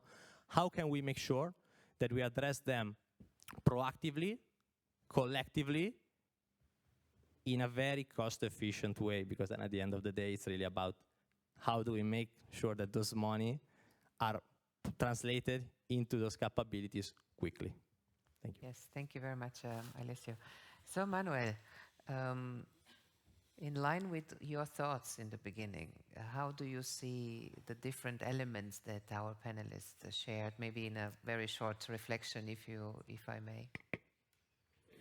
Thank you so much. We need the microphone. Yeah. We should look this as an opportunity, and again, space is there, and is the opportunity, and the financial aspects which actually are under discussion in Europe for the next MFF needs to be understood as an opportunity. Again, we cannot do everything, and we don't need to do everything, but we need to understand that we need to solve the gap in investment that have affected not only space research and innovation, but many other areas. It is also clear that we need to understand the portfolio of incentives for research, from frontier research to industrial competitiveness, from what means also the need for industrial policy to help stimulating the complex supply chain. And that is the reason why the Future of Horizon program is so complementing to the European Competitiveness Funds or to the European Space Program, particularly also to keep moving and strengthening Copernicus and Galileo. So, this complex array of issues, I will argue, as Carole mentioned, do require more and more experts involving in the governance of this overall program. Again, I keep this because this is an ongoing discussion, particularly in the Commission and in the Parliament level, and when we do the governance of these programs. Let me take an example. Eleni just mentioned a very important goal, is the monitoring of critical capacities in Europe. Certainly, this requires, again, investment, but it also requires the continuous monitoring so that we can work together across companies, across public and private sectors, to understand where we are and how can we better federate our key capacities, from, again, intelligence, surveillance and reconnaissance to in-orbit operations and mobility, to secure communications, or certainly the drama that we have today in about autonomous access to space. This, we know, requires investment, but also requires a comprehensive monitoring of critical capacities. And again, I was particularly interested in Eleni brought here the current actions of the European Defence Agency with the Commission to help monitoring critical capacities at an European, also to guide public and private investment. Yes, thank you very much. Yeah, that connects a little bit the topics. Zuzana, what is your immediate reaction of the different topics that were mentioned also in terms of, in the context of the technological sovereignty that we discussed in the beginning? Thank you very much. So maybe I just react on the space defense synergies, because this was mentioned by a couple of speakers and also by Manuel now. It's very important to realize that, of course, space is not there just for our civil use, but there is also a very big part of it that is used for defense use, and this was underlined in the defense readiness roadmap that we published. The Commission has proposed later last year, in November last year, October, sorry. that's very important because one of the actions that there is proposed, and is definitely the Commission is working on it, is a proposal for the European Space Defense Shield. It's something that we are working on. That means that we need to be sure that we have capabilities from our space system that are able to be used for defense users. And I would like to underline one thing in relation to critical technologies. As I said, it's a must to be able to have control over critical technologies and components with which we are creating these space systems, because these space systems are bases not only for our economy, as was mentioned many times, but also for our security. So if we want to get secure, we need to be able to control what we have, and also not just control the systems, but also control the underlying components and critical technologies. For that, just one example, I don't know if you followed it yesterday, but we had an announcement from a European company called NanoExplore that they have now created a fully European-based, with a European supply chain FPGA chip, which was announced yesterday, which is a great success, because until now we were completely dependent on this technology from certain countries. So this is a very good example to say what we are doing in the Commission is the support for critical technologies. We have different roadmaps, what we are creating. We are also supporting concrete companies in their development. And then, just to mention, very important for us is to work with the member states, with EDA, with the European Space Agency, so that we don't work in our own, let's say, how shall I put it, in our corners, but that we work together. Yes, thank you very much. Thank you, Zuzana. Eleni, the key word, dual-use technologies, and how, what is your view on how dual-use space R&I can be funded and structured going forward in terms of based on the experience that you have? Yes, thank you for this question. Dual use is very important. Before answering that, I would like to remind a bit to the audience and all of us, what are the main challenges in using dual-use technologies for defense? First of all, of course, we want to avoid unnecessary duplication. We want to reduce the cost. But then on the other side, there are significant, let's say, problems to be tackled about how to integrate all these commercial solutions into military applications. Some other aspects that should be considered include the availability and the reliability of commercial systems, as well as the unintended use of dual-use systems. Like, for example, an in-orbit service satellite can be easily transformed into an ASAT asset. So we have to take this seriously into account when discussing about dual use and defense. As regards the funding, Commission recently published a white paper about dual-use synergies. There we have 3 specific options that are mentioned. One is to continue the same way ahead. The second is to discuss how we can, let's say, remove the civil aspect from some programs like Horizon Europe and enhance more the dual-use synergies. And the third option was to launch a specific instrument on dual-use synergies. From EDA side, in our work within the Research Directorate and the different CAPTEX and CAPTEX space, we foster dual-use synergies. We have also done a consolidated analysis together with the member states, and we have classified the different projects and the different technology needs into dual use and pure military ones, and we foster as much as possible and we promote dual use synergies with the aim to avoid duplication, reduce cost, and do as much as possible in this direction. Yes, thank you very much. I think coming back to Matthias, talking about dual use, talking about supporting technology in your work, development of technology. We talked about the fundamental science versus applied science. I think you have quite a lot to share there.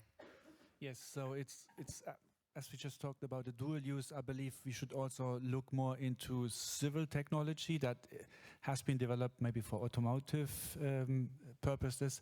Can we spin it into aerospace applications in such being much faster and also much cheaper? We have already a lot of production capabilities in other sectors. And so our lunar facility that we have, for example, in Cologne, which is I would say the worldwide best moon simulator, it's actually also catering these purposes. We invite the entire community, if they have technology that might be of interest for aerospace, but maybe not purposely made or developed for space. They can bring it and we test it, and then we will help them to modify it, to spin it in, and to create space technology so that we are faster and more efficient when we develop exploration technology. This is just one example, but I believe this is applicable throughout the entire sector, especially when we talked about data centers in space. You cannot just like space-hardened chips develop them until you have developed all this stuff. They are not relevant anymore because they're not fast enough. So I believe if you look into new applications, you also need to open up constraints that were established in the last 20 years and that are no longer applicable, I would say. Yes, thank you very much, Matthias.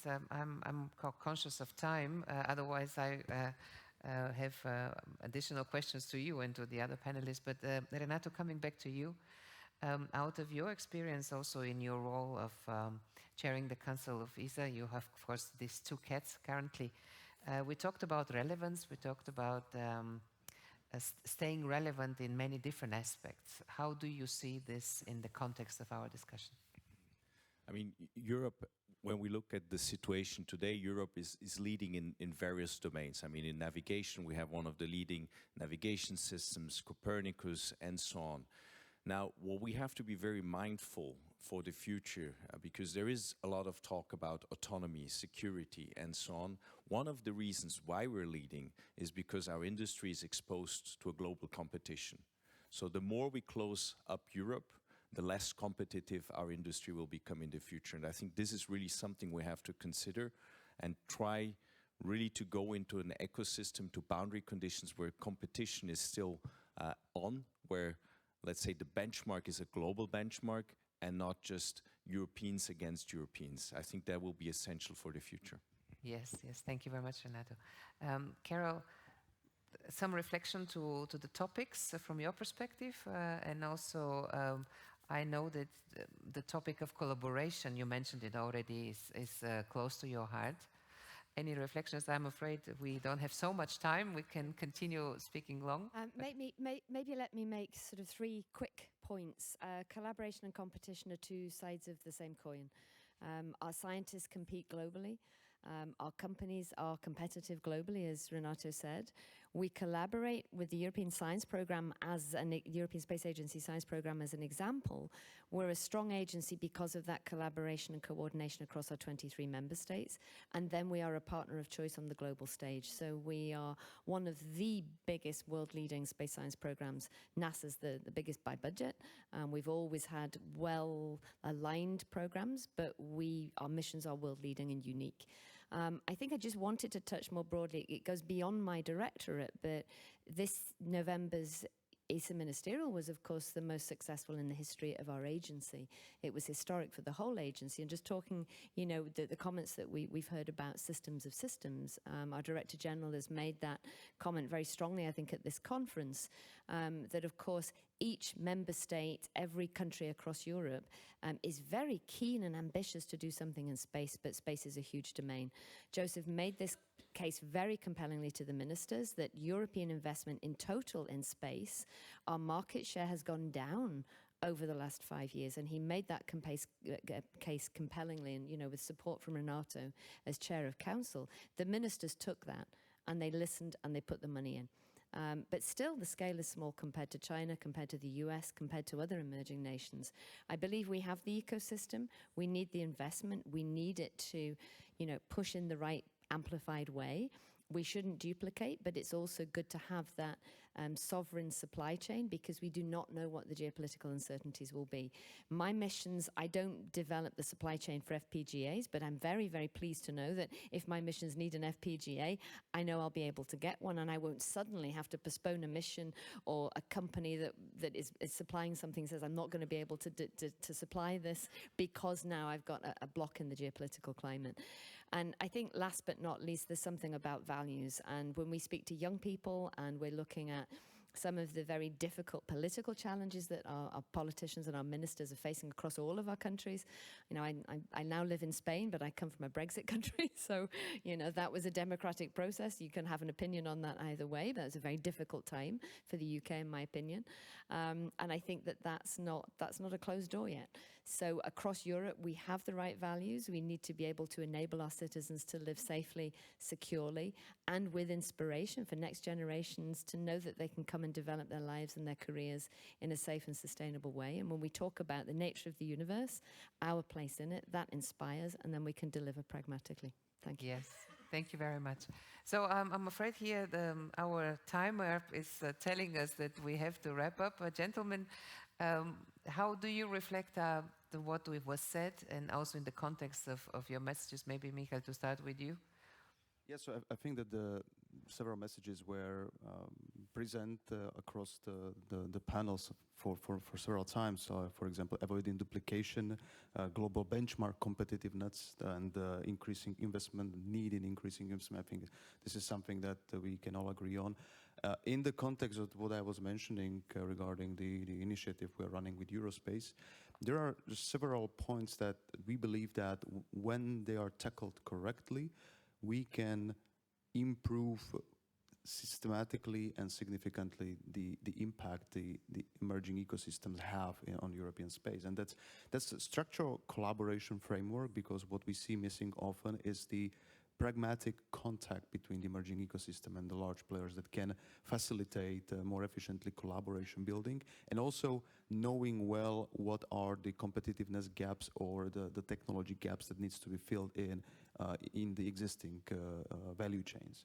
Secondly, it's the capacity building cooperation. Sometimes rather than draining talent outside of these countries, it's more efficient for everybody to build it locally in a joint effort, both emerging and well-established players. Third is facilitating access jointly to investment. That's a clear one. And fourth is simply closing the loop with a long-term roadmap on how to efficiently integrate this ecosystem into the value chain. So I think if we tackle this correctly, we can not only help these emerging space ecosystems to be more active and play a bigger role, which means also increasing investment, but we can also help the well-established players source the talent and the technology they need, and ultimately help Europe be more competitive and stronger in space.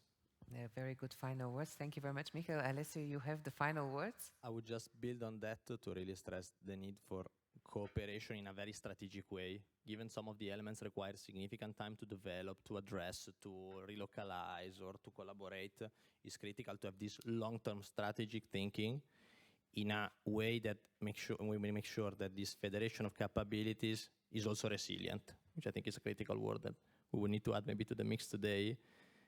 An additional example that came out of the study is the need for spaceports. Europe has historically relied on Kourou. Now we're imagining a world that, again, in 5 years will be very different. Hundreds and hundreds of launches. Can we do it all from the other side of the Atlantic Ocean? Maybe not. The Azores spaceport can play a role into that, just like Andoya is starting to do so. So having this clear strategic thinking that avoids us to be in any critical point of bottleneck at the end of the day. So really make sure that we are sovereign for the long term of our industry competitiveness. We are sovereign for the long term. I will take that as a closing word. First of all, I would like to thank you for your patience in such a big panel. It's always a bit of a challenge to engage in discussion. I would have liked that we have a much more lively discussions, but I think for the future years of the conference, we may try to challenge the setting of big panels. Thank you very much. I think we're taking with us a lot of messages for consideration of our work in R&I aspect.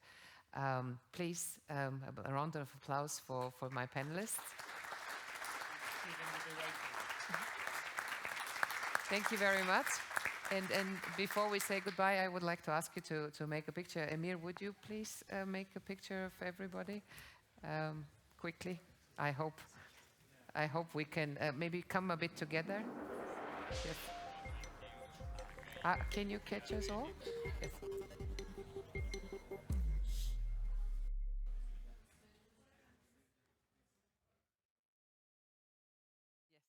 Thank you very much. Thank you very much. So it's a pleasure to have